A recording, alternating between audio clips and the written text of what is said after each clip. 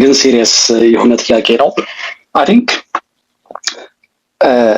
ከድርጅቶቹ እኮ መውጣት አለብን። እስኪ ወጣ እንበል ከድርጅቶቹ። እኔ ዛሬ ይሄ ለምንድን ነው በጣም ያበሳጨኝ ቃላቶቹ ወይንም የተነገረው የተጻፈው ነገር ይሄ ዝም ብሎ ፍላወሪ ስፒች ይሄ ጀኖሳይደሩ ይሄ አብይዝም የሚባለው ይሄ በቃ ፊል ጉድ ይሄ ፕሮስፐሪቲ ጋስፐል በቃ ክፉ ነገር አታዩም፣ ሁሉ ነገር ፖዚቲቭ ነው፣ ሁሉ ነገር ለምለም ነው የሚል አስተሳሰብ አይደለም። አይ ቲንክ እስቲ ከድርጅቶቹ ወጣ ብለን ስናይ የኢትዮጵያ አገሪቷ እና አማራን እንደዚህ አይነት መከራ ውስጥና ፍዳ ውስጥ ያለው በምን ጥያቄ ነው? በምን ፖለቲካ ነው? አንድ ኢሹ እኮ ነው። የዚህ ሁላ ችግር የምናየው የዚህ ሁላ መከራ የዚህ ሁላ ግድያ የምናየው አንድ ሀሳብ ነው። አማራ ጨቋኝ ነው፣ አማራን መቅጣት አለብን ነው። ይሄ ነው እኮ የፖለቲካ ጥያቄዎችን ሁሉ የወለደው። ይሄ ሁላ የምታዩት የተለያዩ ሺህ ስም ያላቸው ፓርቲዎች ኢህአፓ ብትሉት፣ ደርግ ብትሉት፣ ቲፒኤልኤፍ ብትሉት፣ ኦነግ ብትሉት፣ የኦነግ ቡችሎች 18,000 ጊዜ ሲሰነጠቁ ሜንጫና እንትን ተብሎ የተፈጠረው የመጀመሪያ የጋላ አሶሲዬሽን ይሄን ጥያቄ እኮ አዝለው ነው። ይሄንን ትርክት ይዘው እኮ ነው። ሌላ እኮ ነገር እኮ አይደለም። የኢኮኖሚ ጥያቄ እኮ አይደለም ያመጣቸው፣ ወይንም የዴሞክራሲ ጥያቄ እኮ አይደለም ያመጣቸው። በሪፕሬዘንታቲቭ ዴሞክራሲ ኖሮ እኛ ኢናፍ ሲት አላገኘንም እኮ አይደለም ጥያቄያቸው። አማራ ጨቁኖናል፣ አማራ ገሎናል። አማራን ለመበቀል ያመጡት ፖለቲካ ነው። አማራን ለመበቀል የተደራጁት ድርጅቶች ናቸው። ሌላ ምንም ምክንያት ኖሯቸው አያውቅም። ብለውም አያውቅም፣ ጽፈውም አያውቁም። ከማን ነው አሁን የጠየቅሽው ጥያቄ? መለስ ብለን እኮ ስናየው ይሄንን ሐሳብ ይዞ የሚንቀሳቀስ ሁላ የአማራ ጀኖሳይድ አባል እኮ ነው። አስፈጻሚ ኃይል እኮ ነው። የችሎታ ጉዳይ እኮ ነው። ትናንትና ትግሬዎቹ ነበር የተቀመጡት እዚህ ገዳይ ስርዓት ውስጥ። ትናንትና ደብረጽዮን ነበረ። የሱ አቻ አብይ ነው። ነገ ኢብራሂም ሊሆን ይችላል። ነገ የአማራ ስም ሊኖረው ይችላል። የሚቀመጡበት ዙፋን ያ ዙፋኑ የተሰራው አማራ ጥላቻ ላይ ነው። የአማራን ህዝብ ከጨቋኝነት አውርደን ከዚህ ከፖለቲካ ርዕዮተ ዓለም ውስጥ አውጥተን ከኢኮኖሚው አውጥተን ማንበርከክ አለብን። አተ ሚኒመም ከዚህ ሐሳብ እኮ ነው የሚወለደው። ኦላ ኦቤ ኦጄ ስጡት፣ የአልፋቤት ሱፕ ነው ስጡት። የኢትዮጵያ ፖለቲካ እያንዳንዳቸው ግን የሚፈልቁት ይሄንን በዚህ ሐሳብ የተመሰረተ ንቅናቄ ነው። ለዚህ እኮ ነው ይሄ ጥምዶ አብሮነት የሚሉትን የምንቃወመው። የዚህ ሐሳብ ግራንድፋዘር የሆነው ይሄን ጀኖሳይድ ሊያስፈጽምን ቅርጹን ሰርቶ በስርዓታዊ የሚንቀሳቀሰው ኃይል ከገባ አንተ ከዚህ ጋር ጥምዶ ከዚህ ጋር ህብረት ካልክ ስትራቴጂካሊ የሆነውን ጥያቄ የአማራ ጀኖሳይድን የወለደውን ስርዓት ወይም ሐሳብ ከስርዓቱ በፊት ሐሳቡን እውቅና እየሰጠህ ነው። አንተ መጥፊያ ላይ እየተባበርክ ነው። ይሄ የስትራቴጂ ጥያቄ እኮ ነው። ለመኖር ላለመኖር እየታገለ ያለ ማህበረሰብ ስትራቴጂክ ጥያቄ ወስደህ ለጠላት የሰጠኸው አስረከብከው።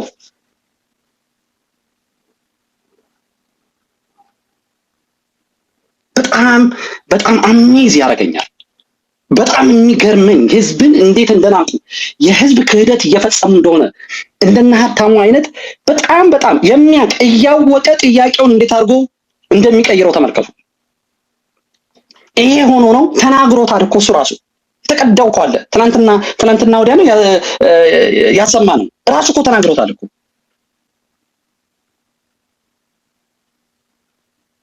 ኔቨር አጌን ብሎ የተነሳው የአማራ ህዝብ ይሄንን ትርክት የሱን ጀነሳይድ ይሄን የሐሰት ትርክት የሱን ሐሰት ትርክት ተንተርሰው ደግሞ የተፈጠሩ ድርጅቶችን ለፍርድ ለማቅረብ ነው። ለምን?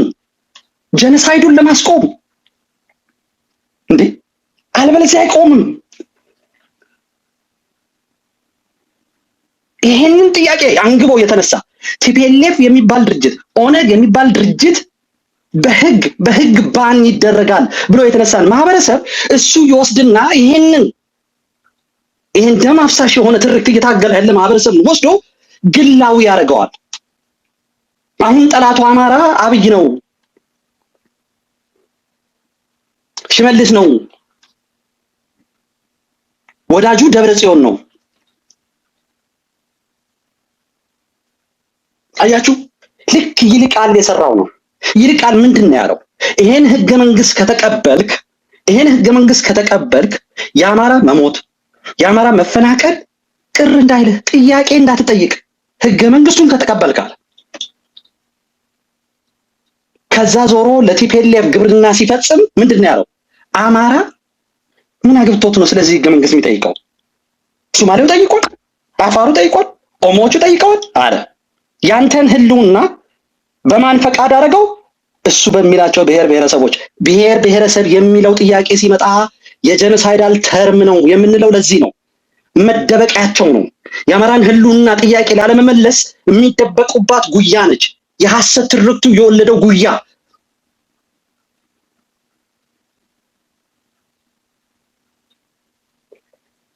ይሄ ነው ያው ዝም ብሎ ግለፍተኝነት አይደለም።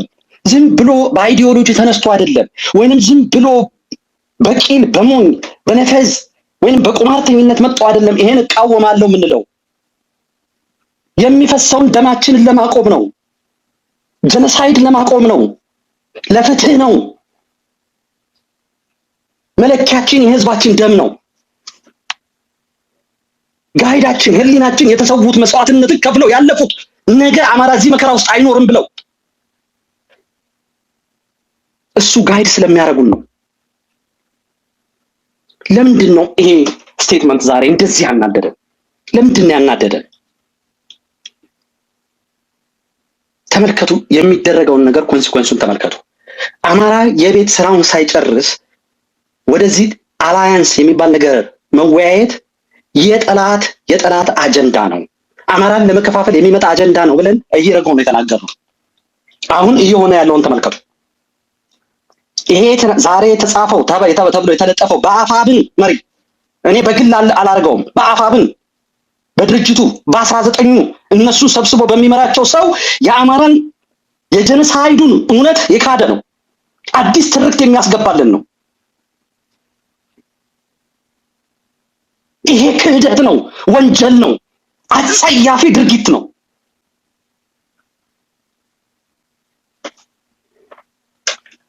አበባ ስለተነጠቀን አይደለም፣ ህይወት ስለተነጠቅን ከ8 እስከ 10 ሚሊዮን አማራ ስለተነጠቅን ትርክት ተሰርቶ ስርዓት ተተክሎ እየተገደልን እየተጨፈጨፈን ስለሆነ ነው አማራ የተነሳው። አበባ ስለተነጠቀ አይደለም።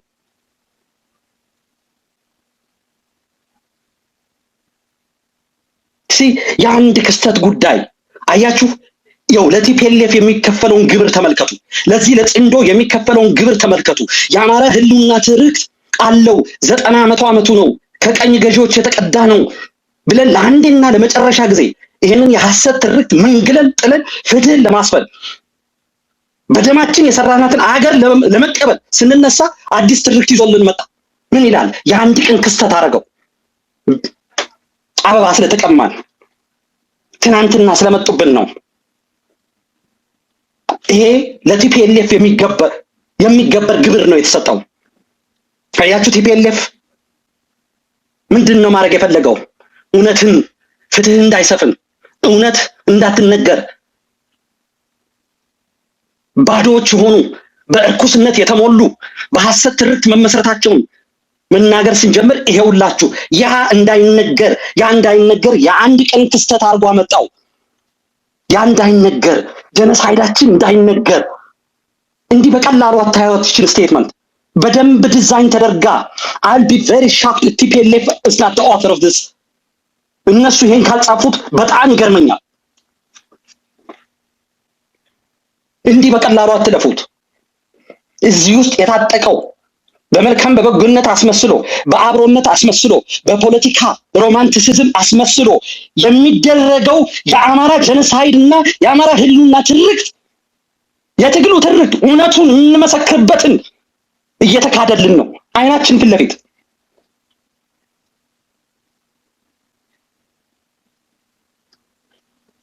ይሄ ቀላል ነገር አይደለም። በዋለልኝ ጊዜ እንዲቆጣ የሚናደድ የሚነሳ አማራ ቢሆን ኖሮ 10 ሚሊዮን ህዝብ ታድን ነበር። 10 ሚሊዮን ህዝብ። ስንት ሀገር ነው ከ10 ሚሊዮን በላይ የሆነው? እስቲ ቁጠሩልኝ ሀገሮቹን። አገር እኮ ነው ያለቀው። እንደ ዋለልኝ አዲስ ትርክት ይሰጣል። አሁን ፍቅር ነው፣ አንድ ማንኪያ ቅንነት ነው።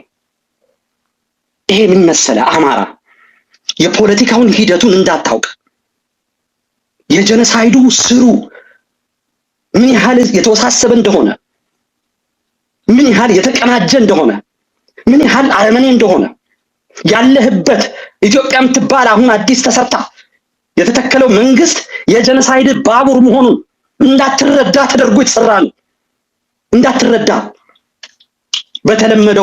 የተለመደው ኢትዮጵያዊነት እንበለውና አማራን እናታለው እናማልለው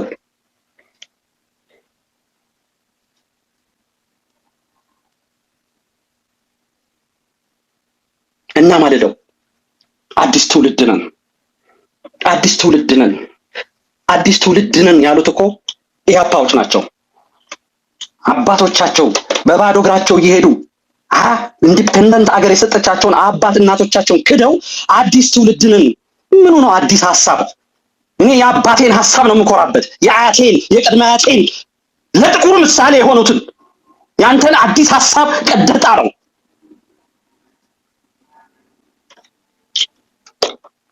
ነውር ነው። በቃ ኖረኞች እንዳለ አባብን አመራሮች እስካሁን ድረስ እንደው ቅንነት ጠብ የምትል ቅንነት ይኖራል። በሂደት በፕሮሰስ አድርገን ይሄን አመራር ሪፎርም እናደርጋለን። ከስር ስንት ወጣት አለ፣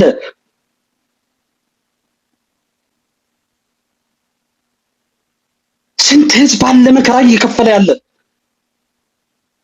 ይሰማቸዋል። አንድ ቀን ከራሳቸው ወጣ ብለው ማሰብ ይጀምራሉ። እሱን እያልን እያለ ደብረጽዮን ትርክት እየጻፈልን መጣ።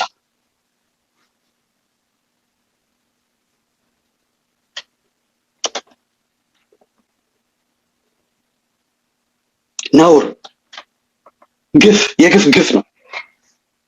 አፋብን ድርጅቱ ይሄ ነው ወይ አቋማችሁ? እንዲህ ነው ወይ የምትክዱን? ይሄ ክህደት ነው።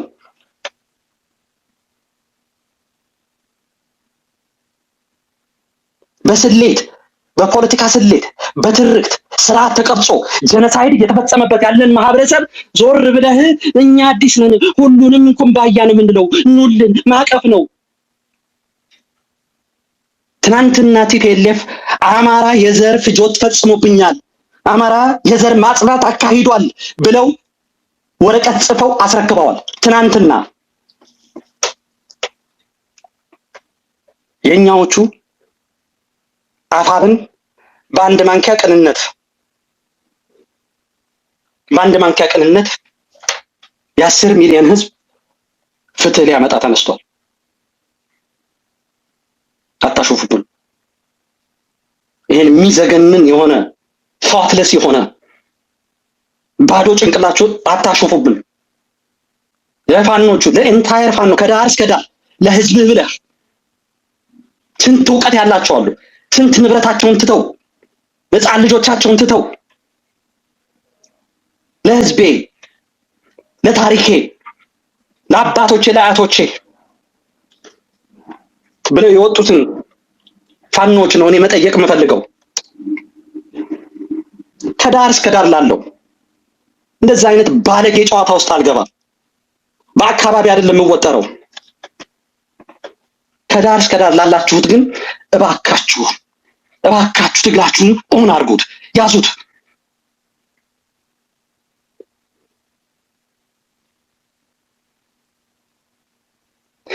ከህሊናቸው የተፋቱ ሰዎች በቅዠት ዓለም ውስጥ ያሉ እንዲህ አይነት ነውረኝነት ነገር ሲጻፍ ቁጭ ብላችሁ አትመልከቱ። ከየትም አካባቢ ያለው ወንድምህ ነው። ከላይ የሚነገርህን አትስማ። ያንተ ጠላት 90 ዓመት ትርክት ፈጥሮ በዛ ትርክት ድርጅት መስርቶ ስርዓት ተክሎ የሚያጠፋህ ነው። በሱ የሚከፈለው ነው። ያንተ ጠላት ጎጃሜ ነው፣ ያንተ ጠላት ጎንደሬ ነው፣ ያንተ ጠላት ሸዋዬ ነው፣ ቤተ አማራ ነው እያለ የሚነግረው ይሄ የመቶ ዓመት ያንተን ዘር ሲያጠፋ የነበረው ያካበተው ሀብት ተጠቅሞ የከፈለው ሆዳም ነው። ሆዳም እርኩስ፣ የርኩስ መንፈስ የተላበሰ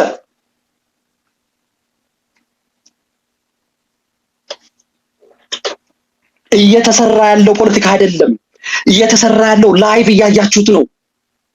የህልውና ትግል ለመንጠቅ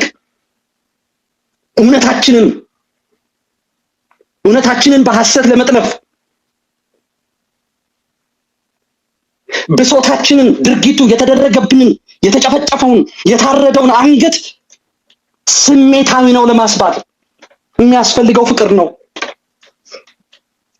ሰበካ ውስጥ አማራ ከትግሉ እንዲወጣ ወደ ሰበካ እንዲገባ ወደ ስብከት ውስጥ አማራ በክንዱ ነው ነፃ የሚወጣው የሚለውን ለመቀልበስ የስነ ልቦና ጦርነት ተከፍቶብናል።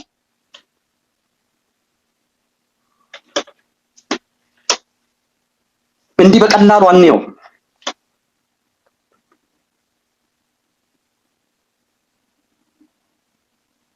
እንደ ድርጅት አፋብን የምን ሲኦል ውስጥ እየከተትከን ነው?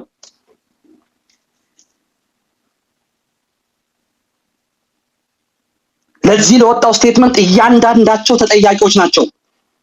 ሊቀመንበሩ ዘመነ ብቻ አይደለም፣ እያንዳንዳቸው በአፋብን አርማ የወጣ ነው።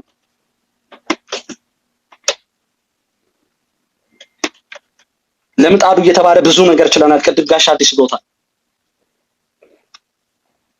ግን እንደዚህ አይን ያወጣ ክህደት፣ አይን ያወጣ የሐሰት ትርክት፣ በሐሰት ትርክት እየተገደልን ከዛ ሐሰት ትርክት ያድነናል፣ ነፃ ያወጣናል የምንለው የሐሰት ትርክት እኛ ላይ ሊጭንብን ይመጣል።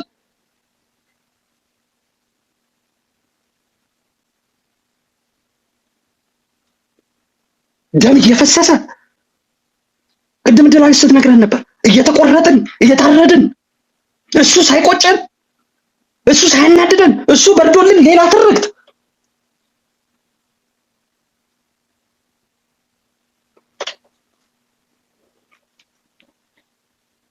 ነውር ነው። እባካችሁ ስንናገርም ነውር ነው። ይሄ ነገር የመሞትና ያለመሞት፣ ይሄ ከህይወትና በሞት መካከል ያለ ትግል ነው።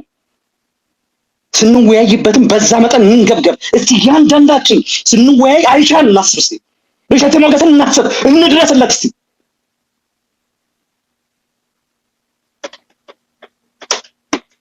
ከንፈራችንን እየመጠጥን በዛ በኩል እየዞርን አንለፍ።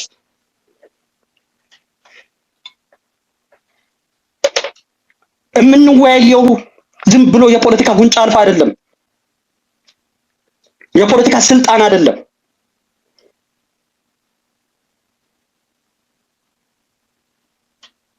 ፋይናል ሶሉሽን ላይ የመጨረሻው ሶሉሽን ላይ ያሉ ኃይሎች ያሉበት ምድር እንዳንጠፋ እየታገልን ነው።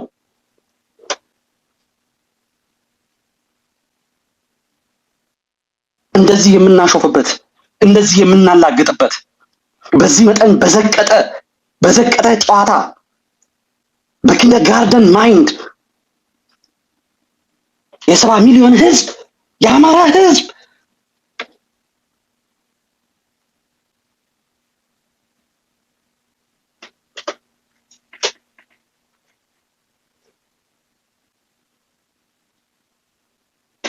ለታሪካችን የምናልቅስ ዛሬ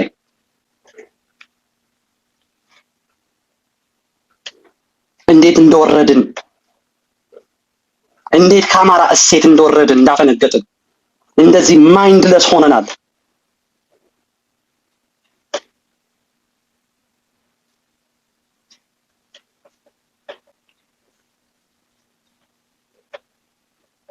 ስለዚህ ይሄ ነገር አንገብጋቢ ነው። እያንዳንዷን መስመር ተመልከቷት። እያንዳንዷ መስመር ወዴት ሊወስድ ነው? ይሄን ትግል ወዴት እንድንሄድ ነው የተፈለገው? ምንድነው ትርክቱ ይቀርጸው? ትናንትና የአማራ ህዝቤን አፈናቅሎብኛል ከሰረቀው 68,000 ህዝብ ገሎ ከወሰደው መሬት ላይ ትናንትና እሱ ያስገባል። እሱ ጉያ ስር የገባው ዛሬ ስለኛ ተረት ተረት ይጽፍልናል። ልጆች ሆይ ተሰብሰቡ፣ ነፍሳቸውን ይማረው ባባ ገብረሃና ሆኗል። የህልውና ትግሉ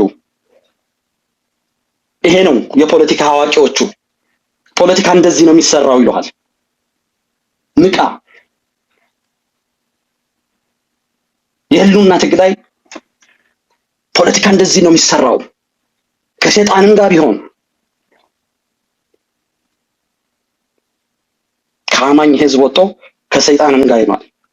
ምን አይነት ዳቢሎስ እየመከረህ እንደሆነ ስማው።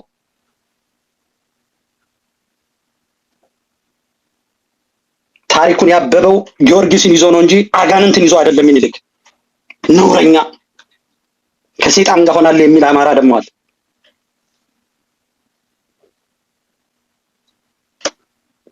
ይሄ ሁላ ጋጋታ የምታዩት ህልውና ትግላችንን ለምን ወዴት የሚለውን እንድንስት ነው። እንዲህ ተረት ተረት ውስጥ እንድንገባ ለቲፒኤልኤፍ ግብር እየተከፈለ ነው። አያችሁ፣ ፍትህ የሚጀምረው ከእውነት ነው። እውነትን ካጠፋት ፍትህ አይኖርም። እውነት እየጠፋ ነው። ላይቭ አይናችን እያየ እውነት እየጠፋ ነው።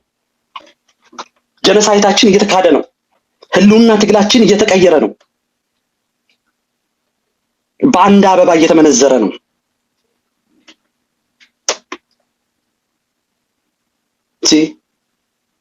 ጥገኝነት ነው። አላያንስ አይደለም የመሰረትከው፣ ጥገኝነት ነው።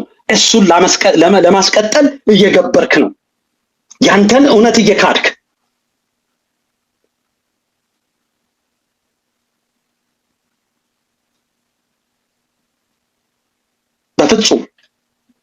በፍጹም ዝም አንልም። እንደ አይሻ ታርዱናላችሁ እንጂ እንደው ትንፋሽ እስካለኝ ድረስ እንደዚህ አይነት ነውረኝነት፣ ባንዳነት፣ ክህደት አይሄድም፣ አይሰፍንም እዛ ምድር ላይ።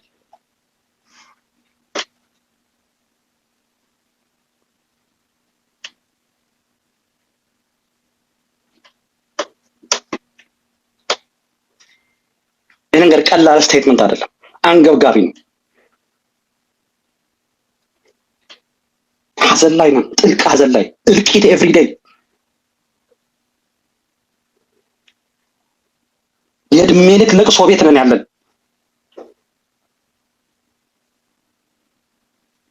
ግን የምንንቀሳቀስበት መንፈሱን ተመልከቱ፣ የምንወያይበት የሚሰጠን መንገድ ተመልከቱ፣ የሚሰጠን ትርክት ተመልከቱ።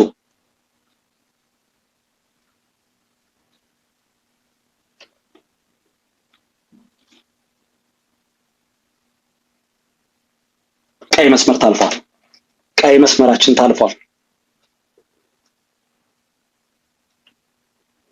በመፈክር አይደለም ይሄም የምንሻገረው፣ እውነትን ይዘን በጽናት በአማራ እሴቶች ነው። እንደዚህ አይነት ሴረኞች፣ እንዲህ አይነት ተንኮሎች ተሰብስበው ሲመጡ የምንከላከለው።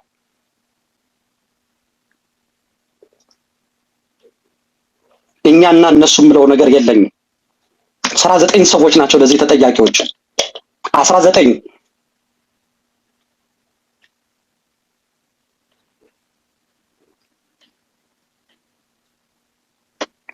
በጣም እሰሳደይ የሚደረገውን ሂደት ተመልከቱ። እንዴት እየተሸጥን እንደሆነ ተመልከቱ።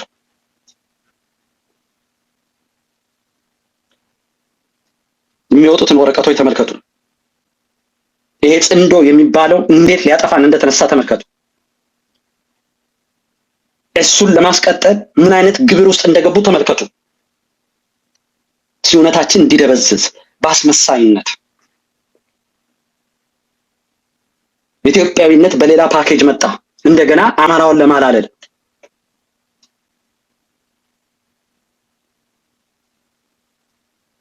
ፍቅርን ለአማራ አትንግረው፣ ታሪኩ ይመሰክራል።